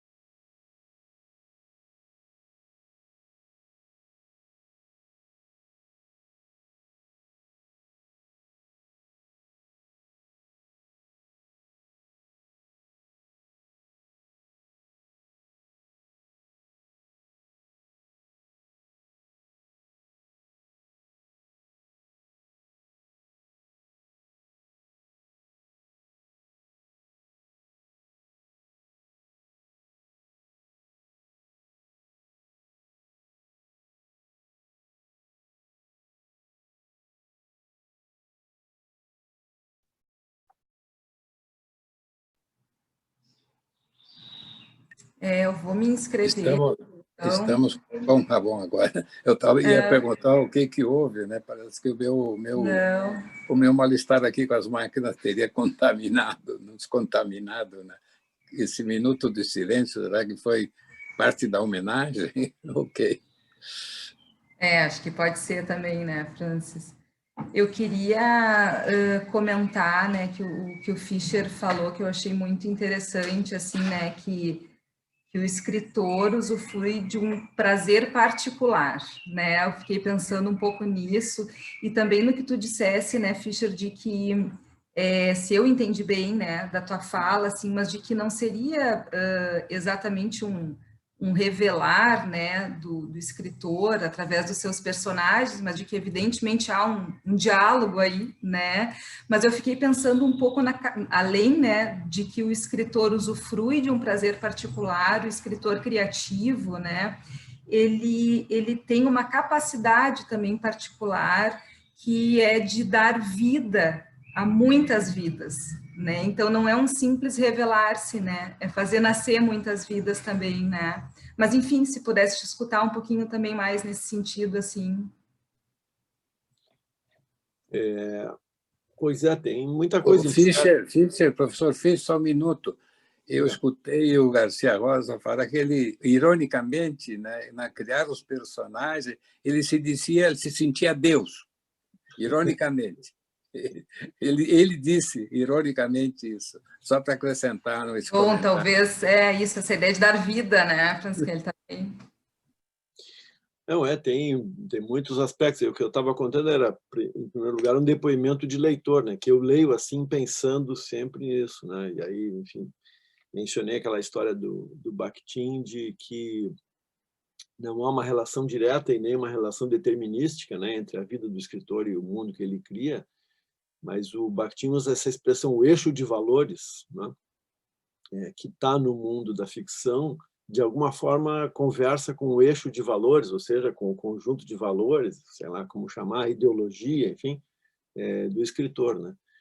Então, claro que como eu disse, eu conheci muito pouco, e apenas num momento, numa tarde, né, o Garcia Rosa pessoalmente, que era uma pessoa gentil, como todos aqui já disseram, realmente era um cavalheiro, um cara muito atencioso e tudo.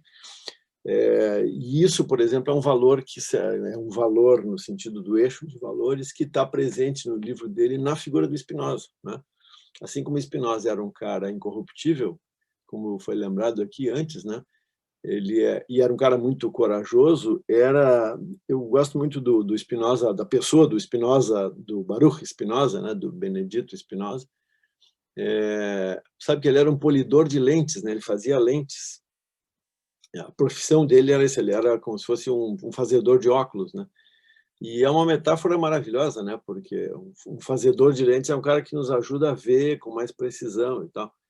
Então, eu acho que essa identificação que, de alguma forma, o Garcia Rosa tinha com o Spinoza tinha a ver também com isso, né? Com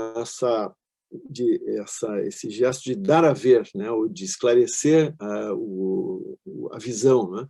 De deixar mais nítida a visão. Então, o personagem Spinoza, ele tem um pouco essa virtude, porque, claro, ele está ali na posição de quem quer enxergar melhor, né?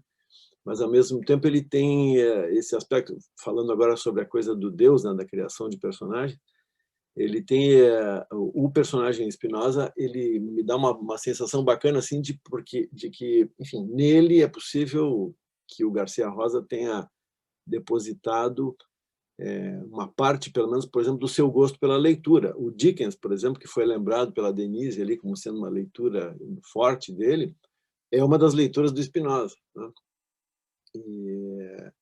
Enfim, nós que somos leitores aqui de ficção, acho que todos somos, né? Nós temos um pouco essa característica assim de viver vicariamente vidas que não são as nossas, né? A gente entra numa identificação com o personagem e viaja junto com ele, sofre junto com ele, né? Isso sente as perdas, mas também vibra com os ganhos, né? Então eu acho, imagino eu, né, que na criação de narrativa policial, essa virtude potencial de ser Deus, ela se multiplica, né? Porque aí não apenas o cara dá vida a personagem, como ele dá vida a uma trama, que é uma trama cerrada, né? Quer dizer, as coisas precisam combinar entre si, enfim, eu tinha um irmão que já falecido, lamentavelmente, que era muito mais leitor de narrativa policial do que eu, né? Mas eu adorava conversar com ele, estar com ele, a gente via filmes juntos quando éramos meninos e tal, jovens. E eu me lembro que eu adorava ver a percepção dele, porque assim, a gente começava a ver um filme e ele dizia assim, esse cara aqui deve ser não sei o que, ele logo dava um palpite, né? Porque é um leitor de romance policial, é um tipo de gente muito específico, né? Que eu acho que vocês que trabalham com psicanálise são um pouco, como aliás foi dito pela Denise também, né? O psicanalista é um pouco o cara que vai querer descobrir qual foi o crime, né? Onde é que estava a ponta desse novelo e assim por diante, né? Com todas as limitações dessa comparação. Mas então eu imagino assim que o criador de uma trama policial ele deve usufruir assim desse prazer de criar personagens num grau extremo, né? Porque daí dá para imaginar assim, bom, eu vou fazer o Spinoza. Então, o Spinoza vai interagir com quem? Bom, ele inventa a fulana, né? A Bia, daí ele inventa a Alba para ficar nessas duas mulheres que são cada uma poderosa à sua maneira, né? Dentro daquela trama. Enfim, eu imagino que deve ser um requinte de prazer, né? Porque o cara, enfim, ele pode atribuir o que ele quiser àquelas personagens, ele pode imaginar as reações de uma e de outra em relação ao Spinoza e do Spinoza em relação a ela. É isso, enfim, estou só espichando a conversa aqui para dizer que realmente imagino que deve ter sido muito legal, muito prazeroso manipular essa gente toda, né? Mas manipular num sentido, enfim, um sentido de dar a ver, né? Quer dizer, manipular para que aquele personagem, aquela personagem possa agir em favor da trama que está contada. E ainda por um terceiro lado, né, tem o lado do leitor, né, que é esse em que eu me coloco aqui. O leitor é um cara que ele caminha pela mão do autor, né? O autor é o cara que está distribuindo aquelas fichas, ele dizendo, olha, agora entra isso, agora entra aquilo e tal. E a gente fica, imperceptivelmente, numa subordinação total a ele, né? A gente só sabe o que ele nos diz. Nós podemos até imaginar coisas, né? Mas a gente só sabe o que ele nos diz. E essa administração, a hora em que entra cada coisa, é o trabalho divino, né, do autor, assim, num grau sublime, né? Agora eu vou dizer isso para ele, o leitor vai ficar pensando nisso aqui, né?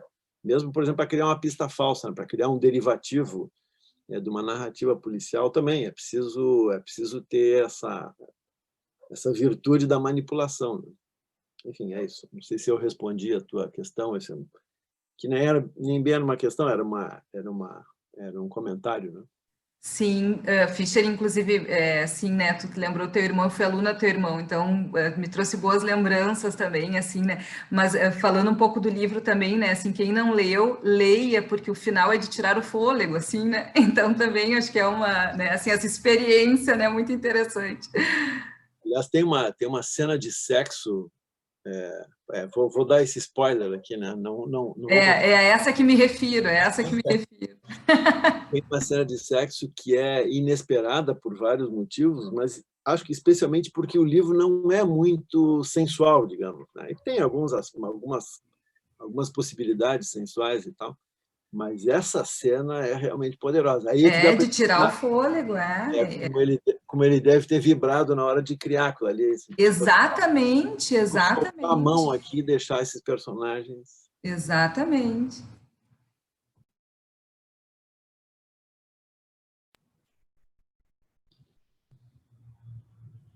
Bom, finalmente chegamos ao sexo, né? Não poderia passar. As gurias estavam falando dos olhos, né? Também era uma referência.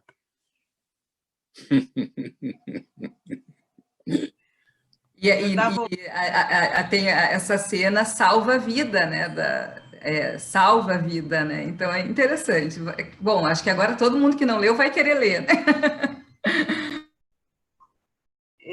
Eu estava ouvindo o professor Luiz Augusto falar sobre ele imaginando o quão prazeroso deve ter sido para o Garcia Rosa escrever, e a última vez que eu me encontrei com o Garcia no Rio de Janeiro, num dos lançamentos de um dos livros da Lívia, a mulher dele, que, né, também é escritora, E aí eu disse, ai, Garcia, eu ainda sou nostálgica e saudosista da metapsicologia, e fui de novo. Ele disse, Ana Paula, eu tenho tanto prazer em escrever literatura policial, é uma fruição tão grande.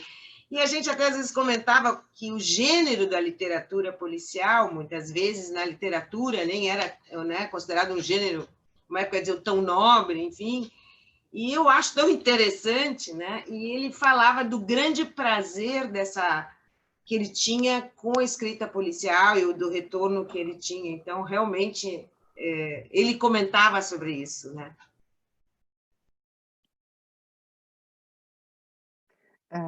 A propósito disso, né, quando estava fazendo esse percorrido pelo que ele já havia dito, enfim, que a gente tem um registro, quando ele estava falando da analogia entre o detetive e o analista, eu fiz uma analogia entre o escritor e o analista. E imagino o prazer que é a gente poder ter nas mãos o destino de um personagem, coisa que, enquanto analista, nos é vetado. Então, quando ele diz, né, o prazer que eu tenho em escrever, porque está liberto para poder dar o destino que quiser à trama e aos seus personagens, né, deve ser uma fruição muito grande, porque é tudo que nos é vetado, é tudo que a gente recolhe dentro de nós, e realmente é proibido, né? Então, para o escritor, isso deve ser um prazer muito grande mesmo, né? Da liberdade ao próprio desejo. Eu não sei também, né, se eu fiquei fora do ar um tempo, né, não sei o que falaram, né, mas até onde sabemos, o Garcia da Rosa não fazia clínica psicanalítica, né? Não sei se comentaram alguma coisa disso. Não estou escutando. Não foi comentado. Não comentamos, mas sabemos que não, né? Ele era um teórico da psicanálise, Isso. né? Até Seguramente, porque como analisante, sim. Como analisante, ele deve ter a Sim. experiência de analisante. Não, mas eu falo do ponto de vista criando uma analogia conosco, né? A gente dá para imaginar o prazer na criação exatamente por isso. E até porque, né, o Garcia Rosa era psicólogo no tempo em que houve uma equiparação entre a filosofia e a psicologia, porque na origem ele era filósofo, né? Isso. Não, mas eu ia talvez numa outra direção, Denise, que talvez como escritor, porque sempre perguntavam para ele qual é a diferença entre, né, ser psicanalista e detetive, né? Ele sempre fazia, como tu expuseste, né, a diferença, né? Mas talvez como escritor, né, claro, ele tinha, né, e da diferença também do analista, ele era o dono do personagem, digamos, né? Coisa que o analista não é, né? Que tu disseste muito bem. Né? Mas talvez é interessante também, eu queria abordar outro aspecto, né? Como é que alguém, né, que seguramente tem experiência de analisando, né, não de analista, né, pôde, né, ter uma captação da teoria freudiana a níveis que ele alcançou, né, e poder transmiti-la como ele o fez, né? Nos parece aspecto, não sei, pelo mínimo, que fala, então, né, da capacidade desse homem, né? Eu tenho uma curiosidade que, no pouco que eu conheço de Garcia Rosa, nunca consegui entender e consegui não entender, mas para vocês três que o conheceram melhor ou estudaram sobre suas obras, eu gostaria de perguntar. Ele foi professor de filosofia na Universidade do Rio de Janeiro, além de exercer cátedra na psicologia. E aí eu acho bastante interessante que ele tenha nomeado seu personagem mais famoso de Spinoza como filósofo Spinoza. Vocês viram alguma observação dele nos estudos de vocês do porquê dessa escolha? Porque eu fico com as minhas fantasias no sentido dele trazer um personagem histórico famoso como Spinoza para um personagem, uma pessoa verdadeira, para um personagem fictício, né, num outro tipo de estilo de profissão de conhecimento. Queria ouvi-los, gostei muito da mesa e queria que matasse a minha curiosidade.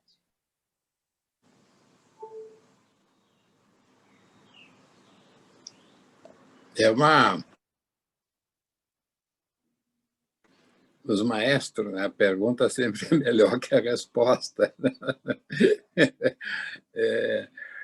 E eu vou dizer o que eu escutei ele falar, né, o Garcia Rosa, sobre a escolha do Spinoza. Ele disse que, bom, quando ele decidiu isso, eu comentei um pouco antes, né, ele decidiu, bom, eu preciso de um detetive, mas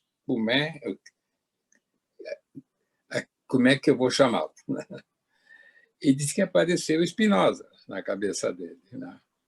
Mas aí me parece que é o que o professor Fischer dizia, né? O Spinoza parece que foi um homem de né, muito reto, né? Muito transparente, incorruptível, poderia se dizer, né? Então parece que aí deu um casamento, e isso é o que o professor Fischer me parece destaca um pouco, né, do personagem Spinoza, né, que ele é um leitor, não é um policial, parece, tradicional, né, tem outros tipos de comportamento, né, e não é corrupto. Posso dar Sim. Vou dar uma de Isso, vamos lá, Fischer. Psicanálise de boteco aqui. Mas essa não é ruim, Fischer. Essa não é ruim. É que assim como, fazendo uma analogia pelo que vocês disseram aí, né? O Garcia Rosa era um cara da filosofia se movimentando no mundo da psicanálise, né? Pois o Spinoza era um marginal em duas grandes religiões monoteístas pesadas, né? Porque ele foi expulso da comunidade judaica, né? Por ser um herege, enfim, por ter aquela visão dele de que Deus estava em toda parte, estava em cada indivíduo, etc. Enfim, ele era um rebelde total e não foi, e tinha também, por ser judeu de origem cultural e étnica, não era aceito no mundo cristão, nem era católico, né? Enfim, lá onde ele morou, lá na Holanda. Então, ele era um marginal duas vezes, né? Assim como o Garcia Rosa era um marginal duas vezes, né? Não era bem filósofo, não era bem psicanalista, ele era um filósofo da psicanálise, talvez pelo que vocês estão dizendo, né? Só para contribuir na conversa de bar aqui. Obrigada, estou agradecendo. Eu adorei a tua explicação, a tua psicanálise está muito boa, Luiz Augusto. Eu acho que sim, tudo que eu li, não existia uma explicação efetiva de por que, o que tinha vindo antes, o que tinha vindo depois. Por que ele escolhe Spinoza é bem na linha do que o Luiz Augusto Fischer falou. Ele escolhe porque ele via uma correlação muito grande entre a questão da legitimidade de princípios do Spinoza e do personagem que ele queria criar, e por isso ele dá esse nome. Agora, se veio antes ou veio depois, eu não saberia dizer. Parece que o Francischelli tem uma informação que ele pensou no nome e depois associou com Spinoza, né? A única coisa que eu tenho realmente convicção, porque eu sei que ele disse, é que existia uma correlação. Ele homenageava o filósofo de uma certa forma e o próprio personagem dotando o personagem de características do filósofo, né? Mas essa ideia do Luiz Augusto achei muito interessante. É muito boa, Denise. Eu escutei ele, né, o Garcia Rosa falar, né, prestando um depoimento, que ele diz, bom, eu preciso um detetive, né? Preciso criar um detetive, eu tenho que ter um nome. E ele disse que, eu não sei, até ele contou o que ele estava fazendo, não me lembro, e apareceu o Spinoza na cabeça dele. Então, disse, bom, aqui batizei o meu detetive, o meu delegado, né? com esse nome, mas parece que respondendo, e eu acho que essa questão que o Fischer traz, né, eu acho que o Garcia Rosa concordaria também com essa colocação do professor Fischer. E nós sabemos, né, Francisquelli, que se apareceu na cabeça dele não foi à toa, né? As ligações já estavam postas ali, né? Claro, então... claro, ele tinha uma ligação intelectual, afetiva, eu diria quase, né, com o Baruch, né, com o filósofo Spinoza, e talvez por todas essas características, né, que o professor Fischer nos traz, né, dele ser eliminado né, era um marginal, então, né, e desde esse lugar, né, que ele podia talvez dizer a verdade, né. Interessante, né, que o lugar do marginal talvez possa dizer a verdade, né, que quando a gente está muito inserido num contexto, tem até mais dificuldade de falar sobre ela, né? Com relação a grandes teóricos que não tinham prática clínica, me parece que nós temos alguns expoentes com isso, que têm esse tipo de trajetória, né? Sabemos de alguns teóricos da psicanálise que não tiveram prática clínica. Me corrija se eu estiver errado, Francisquelli, porque tu conheceste bem melhor do que eu. O Moldavsky não era um? O Moldavsky, nos seus começos, sim, né? Quando ele começa a trabalhar, talvez o Newton pudesse até dar mais, né, o Loris, né? Mas o Newton tinha uma ligação mais estreita com ele, de amizade também. O Moldavsky, nos seus começos, não.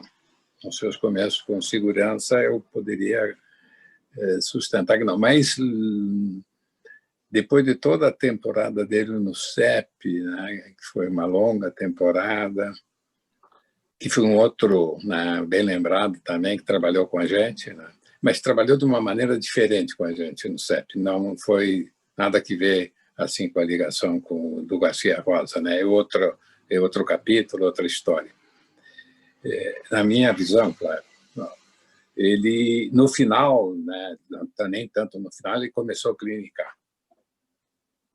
Tá, porque eu tinha uma ideia de que no início ele também trabalhava com a teoria e não trabalhava com a prática, acho que talvez mais para o final, sim, nos começos, porque ele usava muitos aportes clínicos da mulher dele, né?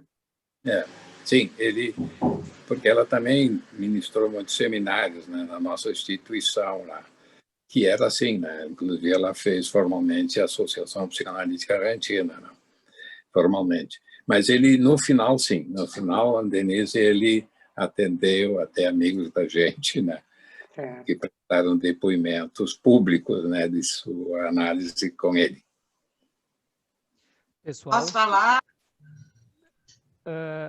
Deixa eu só fazer uma colocação aqui. A gente está se encaminhando para o final. Então, Ana, se tu puderes ser rápida, eu vou te passar a palavra. E depois eu peço que os nossos 3 convidados, né, façam a sua fala de encerramento para que eu possa devolver aqui a fala à nossa coordenadora Juliana. Ana, por favor. Não, é só para dizer que o Moldavsky teve clínica, sim, depois de um tempo, Denise, e ele trabalhou sobretudo com reanálises, ele atendeu muita gente, a tal ponto de um colega, como o Francisquelli, ter feito um depoimento público apresentado, que se analisou com ele para mais de 10 anos, enfim, então teve clínica. O Garcia Rosa não, né? Nunca teve clínica, nunca clinicou, né? E dando um pitaco aí na questão do Spinoza, eu perguntei também para ele por que Spinoza, e o Garcia Rosa riu, enfim, disse que gostava do Spinoza, e eu acho que uma das questões que ele sempre falava era da ética do Spinoza, né? Um livro que o Spinoza nem publicou em vida, né? Mas eu acho que essa questão da ética do Spinoza, ele tinha, quando falava de filosofia, sempre citava a ética do Spinoza, então eu acho que essas questões também entraram em jogo na escolha do nome do detetive, né? Por uma apreciação pessoal dele, do Spinoza, mas especificamente no que se referia à ética não sei se pode se dizer ética spinoziana, não sei se existe esse termo, né? Mas era esse foi o comentário. Tá bem, muito obrigado, Ana. E agora peço que nossos convidados, então, façam suas últimas falas, por favor.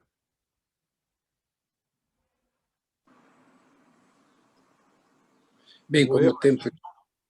Agora, quem é que se apresentou? Professor Fischer? Vamos, professor. A visita primeiro.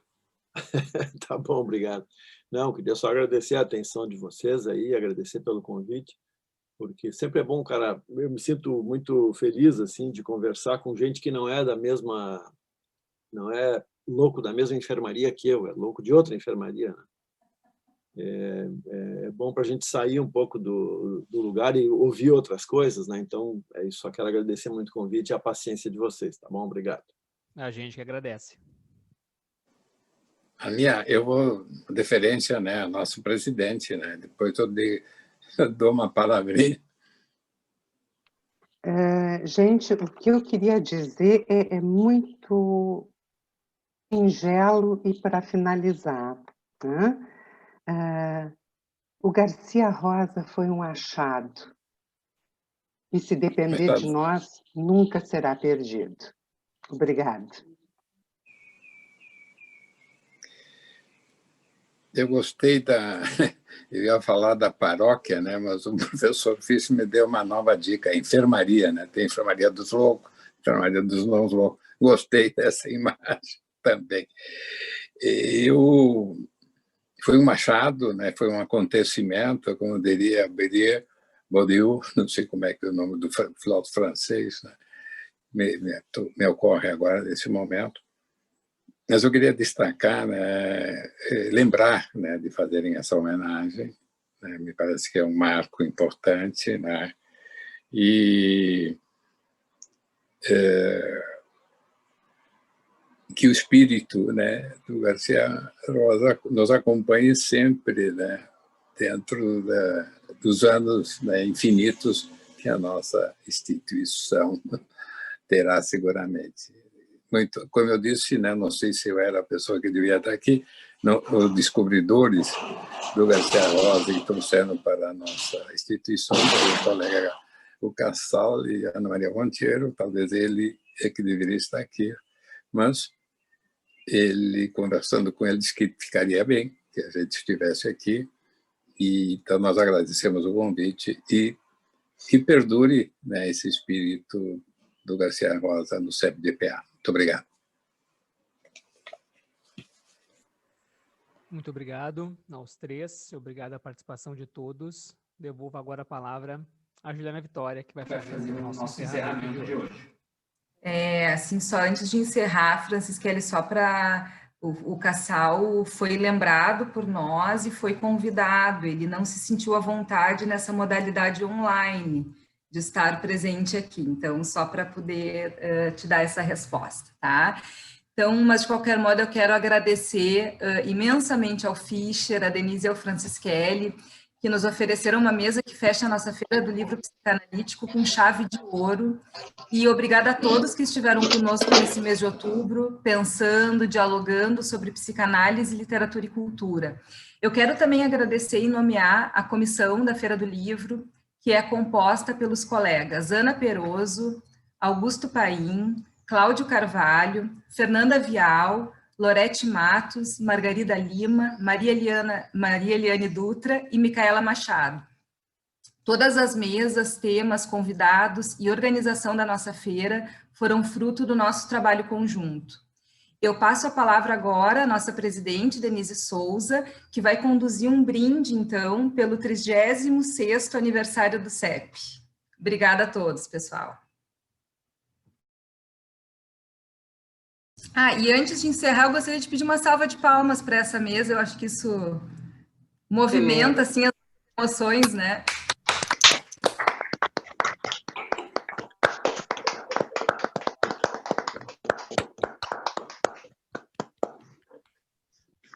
Colegas, eu vou ser muito breve. Passa por lá. Olha a cachaça agora.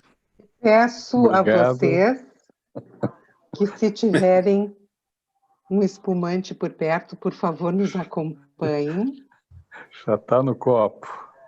Nossa Senhora! Vida Queridos longa! queridos colegas, que bom estarmos juntos, enfrentando o desafio de estarmos ligados à distância, mantendo aquecidos vínculos e podermos brindar aos 36 anos do CEP, que no mês de outubro, né, comemoramos por ser a data da ata de nossa fundação. Nossa instituição, mesmo com as agruras da pandemia, se mantém ativa e vitalizada. Parabéns a todos e a cada um de nós que fazemos do CEP o que ele é. Brindemos. Vida longa ao CEP e vida longa a todos nós. Um beijo muito carinhoso dessa diretoria a todos vocês. Tchim, tchim. Saúde, vida longa. Tchim, saúde, vida longa. Parabéns a todos nós. Parabéns. Parabéns. Parabéns para nós, gente. Muito bom estar com vocês. Parabéns, estava ótimo. Tchim, tchim. Tchau, Fischer. Muito obrigada. Foi um prazer. Parabéns, Juliana. Parabéns, Julie. Obrigada, parabéns, pessoal. Juliana, Foi um também. prazer. Obrigada, comissão. Trabalho dela condução. Muito obrigada, comissão. Uma Obrigada, linda pessoal. manhã. Foi um prazer. Foi um prazer ter estado com vocês. Até. Para nós também. Salute! Até lá feira. Parabéns, Ju e equipe. Obrigada, Léa. Foi um prazer imenso. Maravilhoso. Obrigada a todos que participaram, né? A Léa, a Ana, né? O Gonzalo esteve aqui conosco hoje, né? Foi muito bom mesmo. Obrigada, gente. E é importante dizer, né, que esse desafio que a Juliana e a sua comissão tiveram que enfrentar, que é fazer a primeira feira do livro online, teve um êxito fantástico, né?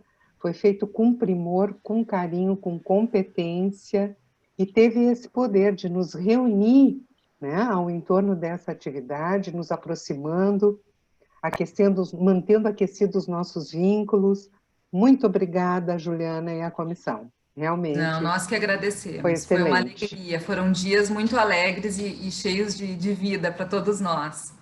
Tchau, gente. Tchau, Tchim. Nos encontramos na jornada. Tchau. Até a jornada, gente. Até. Beijo. Beijos, pessoal.